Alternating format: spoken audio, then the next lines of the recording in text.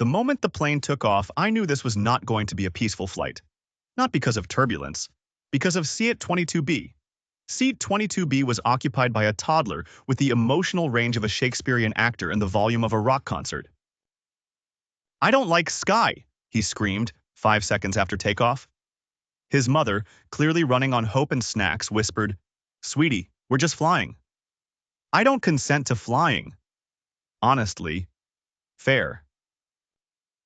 I was in 22A, which meant I had a front row seat to what I can only describe as airplane mode, Tantrums edition. Across the aisle, a businessman in a suit was trying to stay calm. He had noise-canceling headphones, but the kid's voice clearly had a VIP pass through all technology. Meanwhile, in 22C, a teenager had already entered a deep, spiritual sleep, the kind where nothing short of the apocalypse could wake him. I envied him. 10 minutes in, the seatbelt sign dinged. Then the plane shook. Just a little, but that was enough. "We are falling," the toddler announced.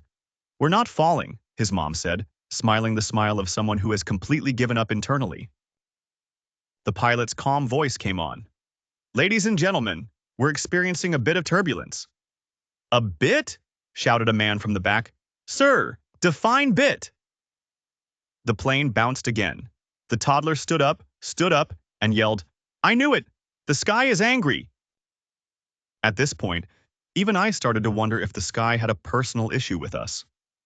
A flight attendant appeared, walking down the aisle like a brave warrior.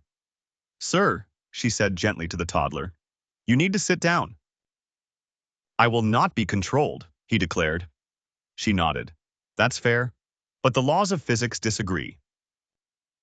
Meanwhile, the businessman in 22D suddenly grabbed my arm.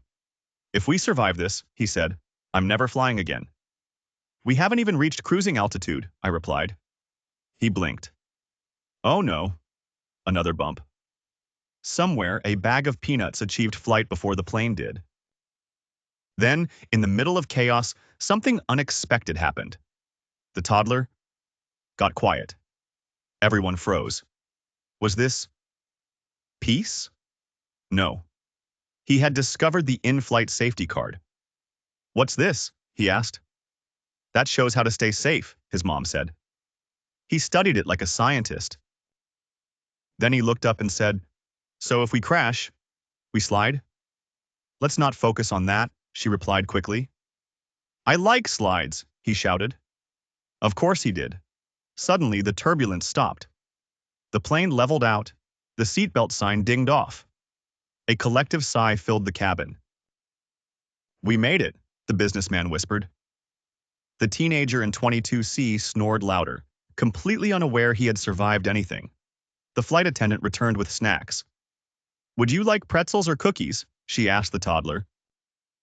"Both," he said confidently. She handed them over. He smiled. For the first time, peace had been achieved through snacks. I leaned back in my seat, exhausted. "Airplane mode," I muttered, turning off my phone. But just as I closed my eyes, the toddler tapped my arm. "Hey," he said. "Yes," I replied cautiously. "If the sky gets angry again, you hold my hand." I paused, then smiled. Deal. And somewhere above the clouds, with snacks in hand and chaos temporarily on pause, we all agreed on one thing. Flying is less about the destination and more about surviving Seat 22B.